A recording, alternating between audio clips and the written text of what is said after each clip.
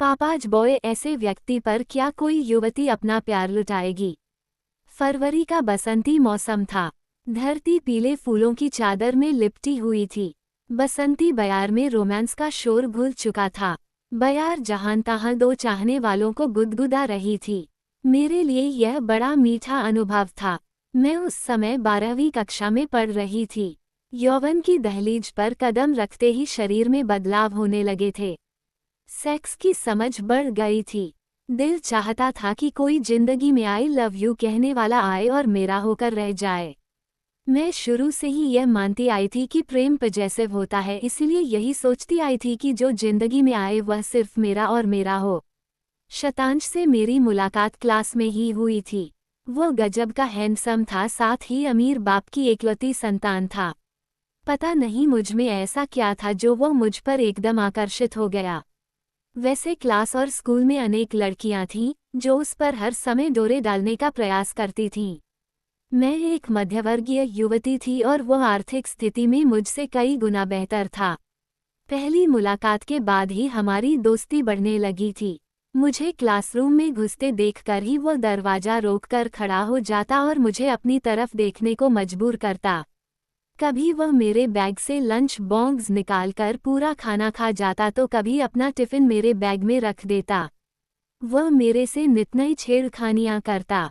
अब उसकी छोटी छोटी शरारतें मुझे अच्छी लगने लगी थीं। शायद उस दौरान ही हमारे बीच प्रेम का पौधा पनपने लगा था। मन की सुप्त इच्छाएं उस समय पूर्ण हुईं जब शतांश ने मुझे वैलेंटाइन डे पर लाल गुलाब देते हुए कहा था, आई लव यू। मेरे लिए वह पल सुरमई हो उठा था। हृदय में खुशी का सैलाब उमड़ने लगा था। मैं शतांश की हो जाने को बेताब हो उठी थी। कैसे उसके शब्दों के बदले अपने प्रेम का इजहार करूं? अचानक कुछ भी नहीं सूझा था। जिस हाथ से शतांश ने वह फूल दिया था, मैंने उस हाथ को शर्माते हुए चूम लिया था, बस।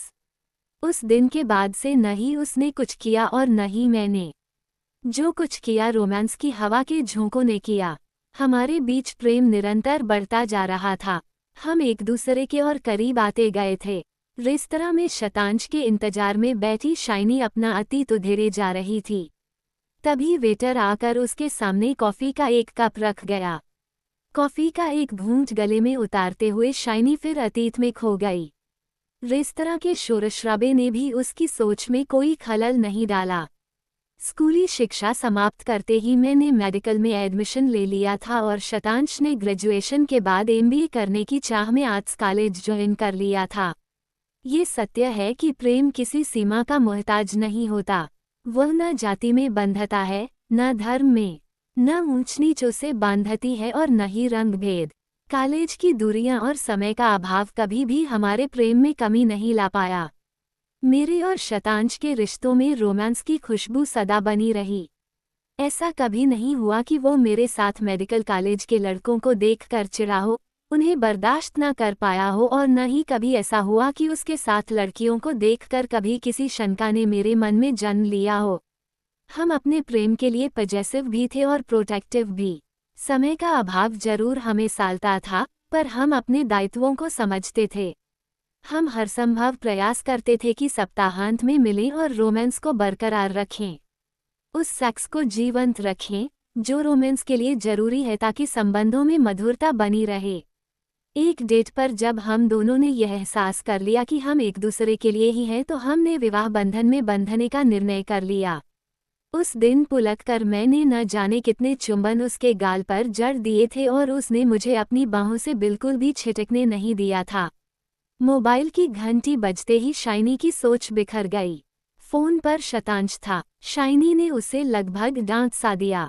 हल्के से क्रोध भरे स्वर में वह बोली, शतांश, आजकल क्या हो गया है तुम्हें? मैं आधे घंटे से तुम्हारा इंतजार कर रही हूँ। सॉरी डार्लिंग, मैं आज नहीं आ पाऊंगा, शतांश बोला। आखिर क्यों? मैं बिजी हूँ, एक पल की भी फुर्सत नहीं है मुझे पहले नहीं बता सकते थे? शाइनी ने अपनी नाराजगी जाहिर की। सॉरी लव, मुझे ध्यान ही नहीं रहा।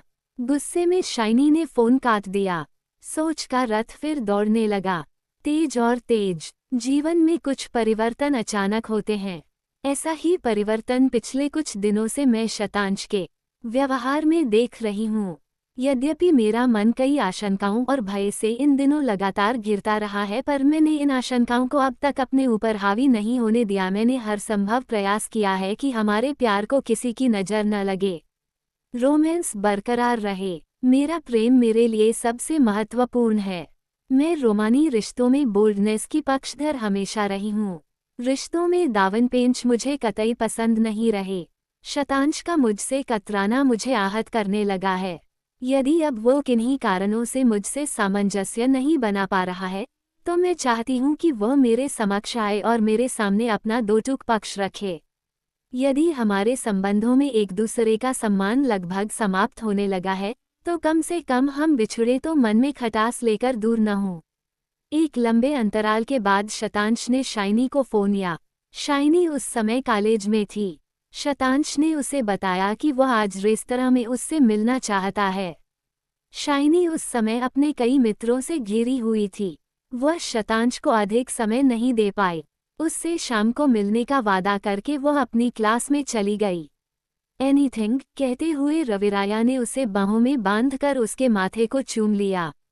खनक की कार जब होटल ड्रीमलैंड की पार्किंग में रुकी तो शतांश अपनी कार लॉक करके उसके आने का इंतजार करने लगा। खनक ने कार से उतरते ही शतांश से कहा, मैं समझती हूँ, हमें अंदर रेस्तरां में जाने की कोई आवश्यकता नहीं है। अपने विवाह के संबंध में हमें जो भी निर्णय लेना है, वह यहीं लिया जा सकता है। वैसे मैं तुम्हारे और शाइनी के बारे में बहुत कुछ जानती हूँ। मैं ये भी जानती हूँ कि तुमने मुझसे शादी करने के लिए उससे ब्रेकअप किया है। थोड़ा रुककर उसने फिर कहा, शतांश, तुम में और मुझ में एक बड़ा अंतर यह है कि यू आर पापाज बॉय। तुम वही करते हो जो वे तुम्हें करने के लिए कहते हैं। यहाँ तुम उनके कहने पर ही मुझे प्रपोज करने आए हो। जहाँ तक मेरा प्रश्न है, मैं अपने डैडी की इज्जत करती हूँ। उनके कहने पर मैं यहाँ आई तो जरूर हूँ, लेकिन अपनी जिंदगी के फैसले करने का अधिकार मैं किसी को नहीं देती, क्योंकि यह मेरी जिंदगी है जो मुझे अपने ढंग से जीनी है, डैडी की इच्छा से नहीं। अपनी बातों को समाप्त करते हुए वह बोली, अब बेहतर यही है कि तुम लौटकर अपने पापा को ये बता दो कि खनक तुम्हें पसंद नहीं है, क्योंकि वह न तो हमारे घर में निभ पाएगी और न ही आपकी सेवा कर पाएगी। मुझे अपने डैडी से क्या कहना है, यह मैं भली भांति जानती हूँ। शतांश मूक रह गया। वह चेहरे पर उभर आई फीकी सी मुस्कान के पीछे छिपे दर्द को ढकने का प्रयास करने लगा। वह समझ नहीं पाया कि कैसे वह खनक को अपने मन के भाव दिखाए। चले, अचानक खनक के शब्द ने उसे चौंका दिया। खनक उसे उसी अवस्था में छोड़कर अपनी कार में बैठी और कार स्टार्ट कर पार्किंग से बाहर निकल गई। शतांश किंकर्तव्य विमूर्सा उसे देखता रह गया। समय किसी के लिए नहीं रुकता। शतांश के लिए भी नहीं रुका और न ही शाइनी के लिए। 4 साल बाद नैनीताल में एक दिन शाइनी जैसे ही अपने क्लिनिक से बाहर निकली, उसे शतांश कार में सड़क से गुजरता हुआ दिखाई दिया। शाइनी उसे नैनीताल में देखकर विस्मित हुए बिना नहीं रही। उसी पल शतांश को भी वो सड़क के किनारे चलती हुई नजर आ गई। उसे नैनीताल में देखकर वह भी चकित रह गया। वह कार से उतरा और शाइनी के पास आ पहुंचा। उसे रोकने का प्रयास करते हुए उससे पूछा, तुम यहाँ? शतांश को अपने सामने देखकर शाइनी के मन से नफरत का लावा भरभरा कर बह निकला। उसके प्रश्न का उत्तर दिए बिना शाइनी ने अपनी गति तेज कर दी। शतांश ने भी उसका पीछा नहीं छोड़ा, बढ़कर फिर उसके समीप आ गया। बोला, शाइनी, सुनो तो, हम इतने भी अजनबी नहीं हैं कि तुम मुझसे कतराकर भागने लगो। मैं सिर्फ इतना जानना चाहता हूँ कि तुम यहाँ कैसे? अब शाइनी रुक गई। वह अपने को संयमित करते हुए बोली, मैं यहीं रहती हूँ। यहाँ मेरा क्लिनिक है। सरप्राइजिंग, मेरी यहाँ एक फैक्ट्री है। मैं भी यहीं रहता हूँ। फिर कुछ सोचते हुए उसने शाइनी से अनुरोध किया, क्या हम थोड़े समय के लिए एक साथ कहीं बैठ सकते हैं? नहीं, वह बोली। शाइनी, तुम्हें मेरे और अपने उन पलों की कसम जो कभी हमने साथ जिए थे। जो कहना है यही कहो। बड़ी असहज स्थिति में उसका अनुरोध स्वीकार करते हुए शाइनी ने कहा। शतांश वहीं एक लैंप पोस्ट के सहारे खड़ा हो गया। शाइनी भी उसके पास खड़ी हो गई। अपने दिल के बोझ को हल्का करने का प्रयास करते हुए शतांश बोला, शाइनी, मैं अब पापाज बॉय नहीं रहा हूँ। पापा से अलग होकर मैंने अपनी फैक्ट्री यहाँ लगा ली है। फैक्ट्री लगाने के बाद मैंने तुम्हें हर जगह ढूंढा, तुम्हारे साथियों से भी पूछा कि तुम आजकल कहाँ हो, लेकिन जब कोई कुछ नहीं बता पाया तो मैंने तुम्हारे पापा से बात की। उन्होंने मुझे तुम्हारे बारे में कुछ भी बताने से साफ इनकार कर दिया। हाँ, ये जरूर बताया कि तुमने भविष्य में शादी करने से इनकार कर दिया है। शाइनी शतांश की बातें सुनती चली गई। उसकी बातों पर उसने अपनी कोई प्रतिक्रिया नहीं दी, बस सड़क पर चलती हुई भीड़ और सामने से गुजरते वाहनों को देखती रही। थोड़ी चुप्पी के बाद शतांश ने फिर कहना शुरू किया, शाइनी, सच मानो, अपने ब्रेकअप के बाद से मैं पश्चाताप की आग में जल रहा हूँ। वह ब्रेकअप मेरे जीवन की एक बड़ी भूल थी। मैं तुमसे क्षमा मांगकर उस भूल को सुधारना चाहता हूँ। मेरी बाहें तुम्हें आज भी उसी गर्मजोशी से बांधने को तैयार हैं। Please shiny, forget everything. Shiny ने शतांश को सिर से लेकर पैर तक देखा, मानो किसी गिरगिट को रंग बदलते हुए देख रही हो। क्षितिज पर डूबा सूरज पल भर के लिए आग बरसाता हुआ सा लगा। अपने मन के कष्ट को दबाते हुए वह फट पड़ी, मिस्टर शतांश, जो उलझन, उथल-पुथल, तनाव और दुख इस दौर में मैंने झेले हैं, उन्हें सिर्फ वही युवती समझ सकती है जिसने ब्रेकअप झेला हो। मैं एक स्वाभिमानी युवती हूँ।